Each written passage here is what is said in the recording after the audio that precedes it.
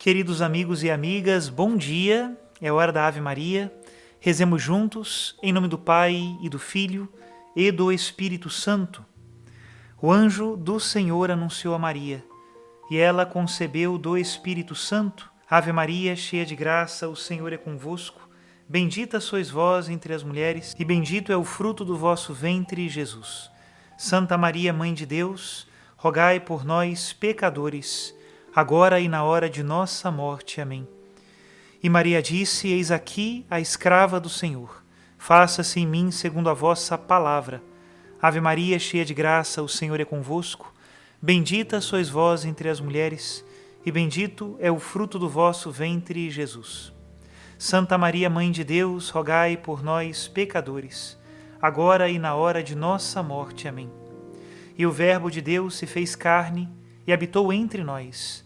Ave Maria, cheia de graça, o Senhor é convosco.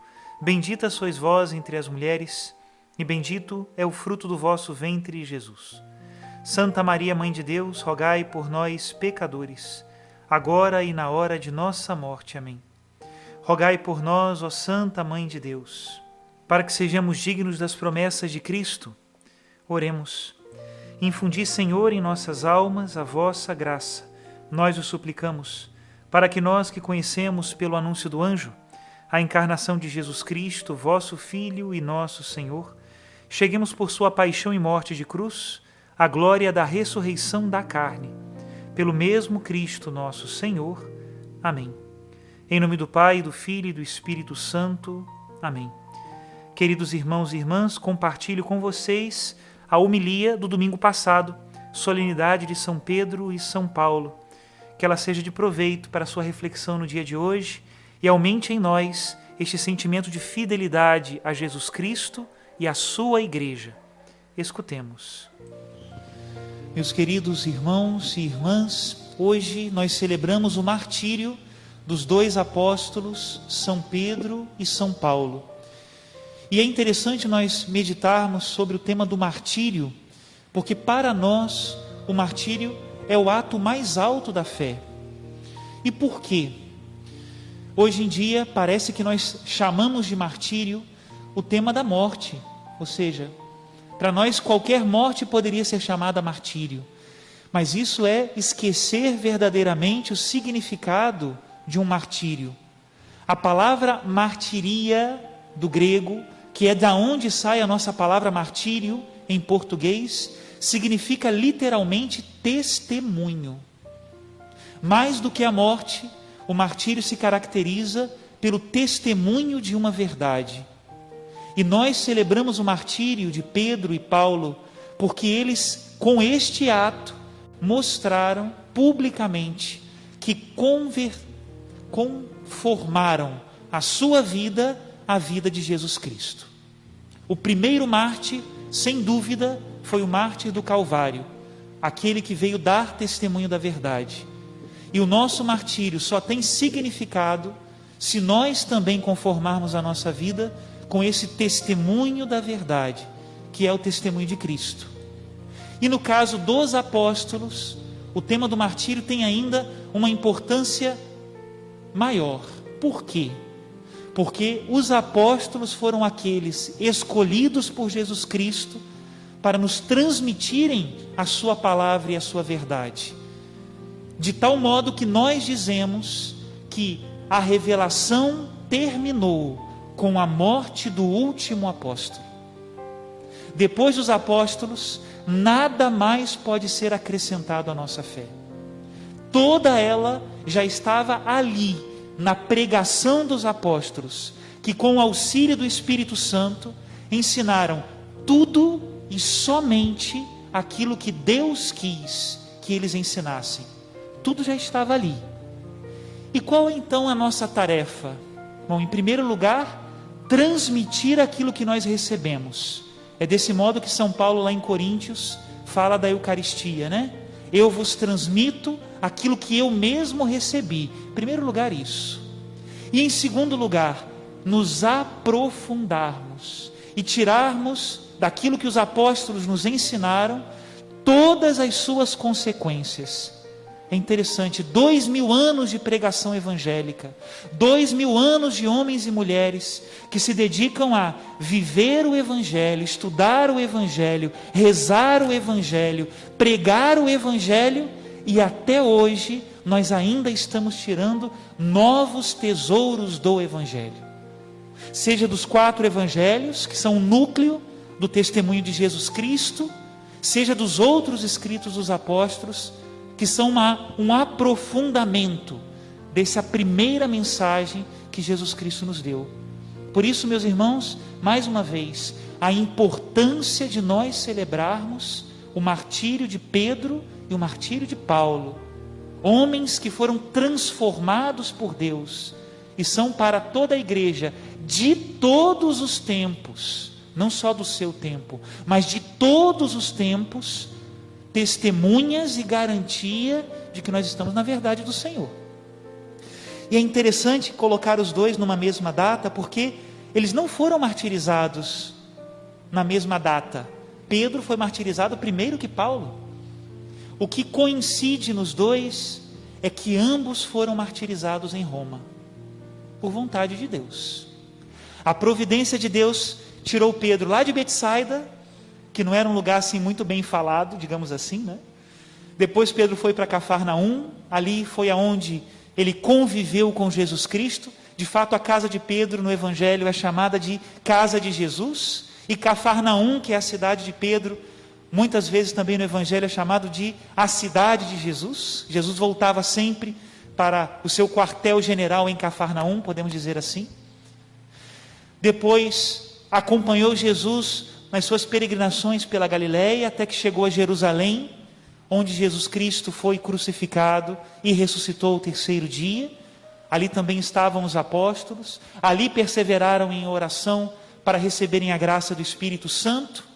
Depois da ressurreição, Pedro continuou naquela comunidade de Jerusalém, e diz a tradição que ele foi para Antioquia e depois para Roma, onde foi martirizado. A última cátedra de Pedro, a última comunidade onde Pedro dirigia os cristãos como apóstolo, foi a cidade de Roma. Paulo teve uma trajetória totalmente diferente. Paulo vem de uma região helenizada, ou seja, uma região que tinha uma cultura grega muito forte, Tarso, fora da Terra Santa. Os judeus que viviam fora da Terra Santa se esmeravam mais na leitura e no estudo da Sagrada Escritura nas sinagogas. Essa é a cultura de Paulo. Ele mesmo vai se declarar fariseu de formação. Paulo vai a Paulo vai a Jerusalém para aprender melhor a Escritura. E olha que época, né? Imagine um jovem universitário, pois era Paulo, naquele tempo em que Jesus Cristo foi crucificado e ressuscitou ao 3º dia. Paulo era um jovem universitário em Jerusalém. De alguma maneira, soube dos acontecimentos, porque aquilo foi um acontecimento para toda a cidade. Paulo estava no martírio do primeiro mártir cristão, que foi Santo Estevão, depois de Cristo, logicamente. E depois se colocou no seu zelo pela lei como perseguidor dos cristãos. No caminho de Damasco, levando cartas justamente para levar prisioneiros os judeus desse caminho. Muito interessante que nos Atos dos Apóstolos diz que São Paulo perseguia aqueles que seguiam o caminho.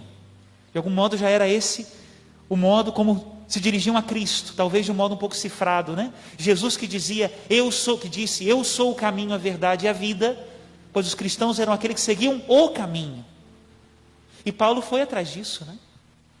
Mas no caminho de Damasco, caiu uma luz do céu, que os seus companheiros viam, mas não conseguiam escutar, ou escutavam e não conseguiam ver. Era sempre uma coisa pela metade. Paulo sim teve uma experiência completa, onde Jesus Cristo disse, Saulo, Saulo, porque esse era o nome anterior, né? Saulo significa, é o nome do rei de Israel, do primeiro rei de Israel, né?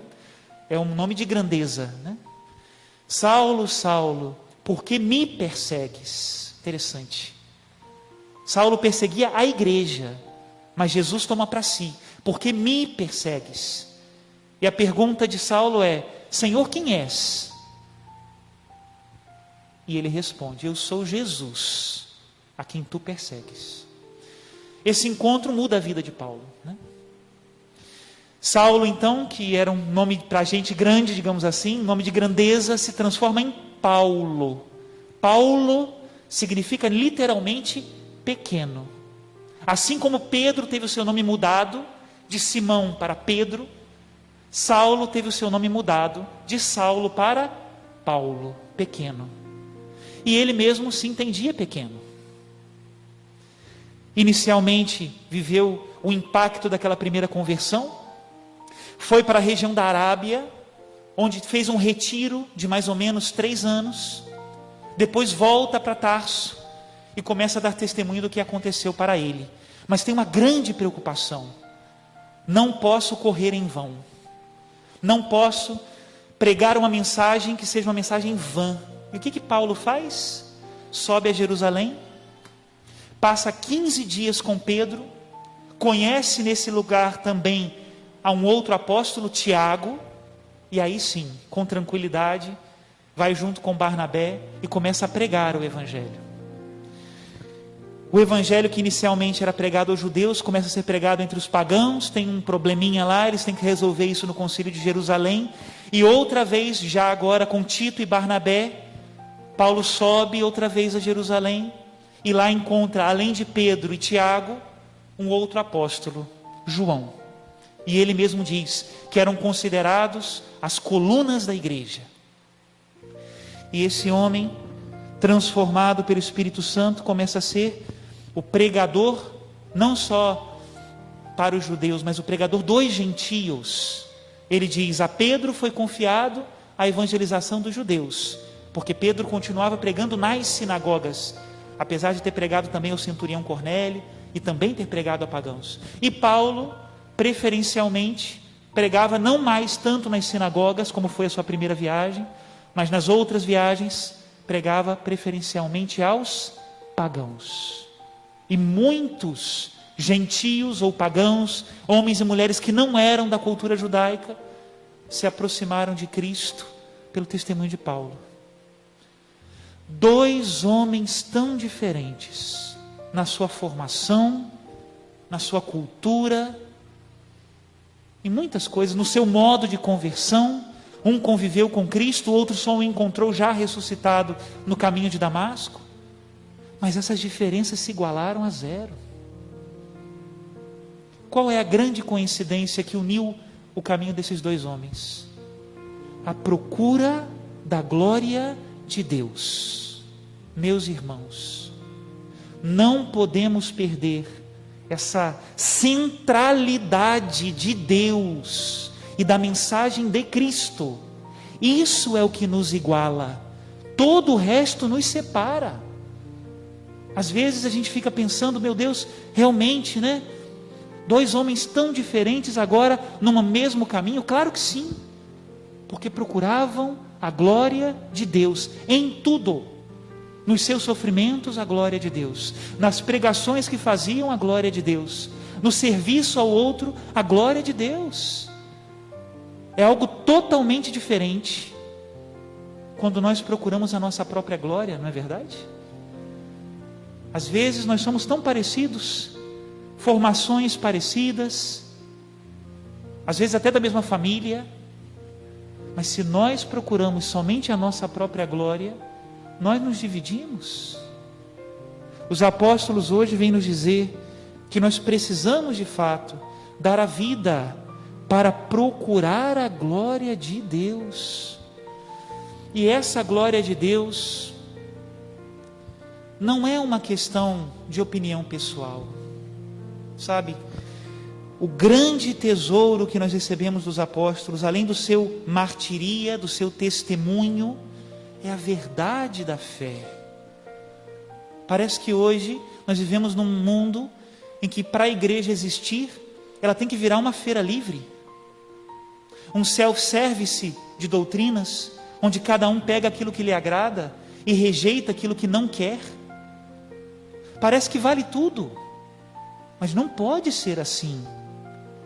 Muito interessante, quando nós falamos de uma fé que é dom de Deus, Essa fé é uma graça do Espírito Santo para crer em tudo o que nos ensina a doutrina dos apóstolos, transmitida na Sagrada Escritura e na tradição da igreja, em tudo.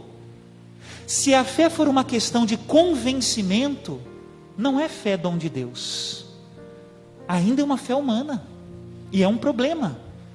Sabe por que é um problema dizer que a fé é um convencimento? Porque você pode se enganar, e eu também. Se nós começamos agora a seguir somente aquilo que me convence, aquilo que me agrada, aquilo que me parece lógico, cuidado. Eu não posso ser a medida dessa verdade, porque eu me engano. O único que pode ser a medida da verdade que eu creio é Deus, porque Ele não engana e nem se engana. Essa é a autoridade. E por isso, a fé é um dom de Deus que nos faz assentir. Eu até copiei uma passagenzinha do Catecismo da Igreja, que nos explica justamente sobre isso. O padre esperto esqueceu de colocar o número, mas é a parte que explica a passagem de Tu és o Messias, o Filho de Deus vivo, que é a profissão de fé de Pedro de hoje. Diz assim o Catecismo: para que se preste esta fé, exige-se a graça prévia, ou seja, que vem antes, e coadjuvante, ou seja, que é a ajuda de Deus, e os auxílios internos do Espírito Santo, que move o coração e o converte a Deus, abre os olhos da mente e dá a todos a suavidade no consentir e crer na verdade. Não é fácil consentir e crer na verdade. Precisamos da graça de Deus para isso. E quando é que eu sei, Padre, que a minha fé, de fato, é uma fé divina, dom de Deus? Quando eu creio em tudo aquilo que crê, pois a Santa Igreja, edificada sobre os apóstolos, aquilo que ela ensinou, baseado na Sagrada Escritura e na tradição que recebeu dos apóstolos. Qual é o problema de nós fazermos da igreja um self-service? É a infidelidade a essa mensagem que nós recebemos. E aí uma última questão que eu gostaria de tratar é o seguinte: muito me preocupa, acho que cada um tem que realmente se preocupar com a sua geração, né? Mas muito me preocupa a nossa geração de cristãos. Me preocupa muito, porque graças a Deus eu vejo muitos movimentos piedosos de oração, graças a Deus, não tenho nada contra isso. Muitas coisas boas vão surgindo, né? Mas me preocupa quando essas coisas não têm uma raiz sólida na doutrina dos apóstolos. Me preocupa muito. Me preocupa muito as pessoas que, por exemplo, são muito devotos de Nossa Senhora, mas não se aproximam de porquê, ou melhor, não se aprofundam em porquê são devotos de Nossa Senhora. Qual é a doutrina da igreja sobre isso? Me preocupa as pessoas que dizem: não, padre, olha, eu sigo o Papa. Maravilha, mas nunca se aprofundaram em por que seguem o Papa. Me preocupa as pessoas que, graças a Deus, né, vêm ao Santíssimo Sacramento, reconhecem a presença real do Senhor e o adoram, bendito seja Deus, mas nunca se aprofundaram em por que se ajoelham diante do Santíssimo, em por que acreditam no sacrifício de Jesus na missa, em por que acreditam que o Padre perdoa os pecados na confissão, em por que eu creio somente nestes livros que estão aqui na Sagrada Escritura e foram entregues a mim pela igreja. Por quê? Me preocupa quando esses porquês não são respondidos. Me preocupa, porque aí fora tem muita gente escrevendo 5º, 6º e 7º evangelho, quando os evangelhos são só 4 e não existe nenhum depois desses. Quando tem gente que de repente parece que tem umas revelações e começa a dizer que é desse jeito ou é daquele, sem que isso tenha uma base sólida naquilo que os apóstolos ensinaram. E a revelação terminou com o último apóstolo. Não dá para vir outro apóstolo. Não desceu do céu outro apóstolo para nos dizer uma coisa diferente. Não. Meus irmãos, sejamos firmes na fé. Conversando outro dia com algumas pessoas, me diziam: padre, parece que eu estou aprendendo tudo agora. Parece que a geração que veio antes não me transmitiu essas riquezas que o Senhor fala. Já não entendo mais o que é jejum. Tem gente que acha que não precisa mais jejuar, quando Jesus Cristo no Evangelho fala do jejum com muita claridade. Já não preciso mais fazer isso ou aquilo. Parece que houve uma falha, parece que a cadeia, que a corrente foi quebrada em algum momento. Pois bem, a nossa geração então tem a responsabilidade de recuperar isso e transmitir para as futuras gerações. Desse modo seremos pedras vivas desse edifício, como diz a primeira carta de São Pedro. Desse modo teremos a única pedra como fundamento, que é Jesus Cristo, como diz São Paulo aos Efésios. Desse modo seremos também pastores do rebanho. Louvado seja nosso Senhor Jesus Cristo. Para sempre seja louvado. Que Deus nos ajude a sermos nós também pedras vivas nesta construção de Deus que é a Igreja. Pela intercessão destes santos apóstolos, São Pedro e São Paulo, e da Rainha dos Apóstolos, Nossa Senhora, desça sobre cada um de vocês e suas famílias a bênção de Deus Todo-Poderoso, Pai e Filho e Espírito Santo. Amém.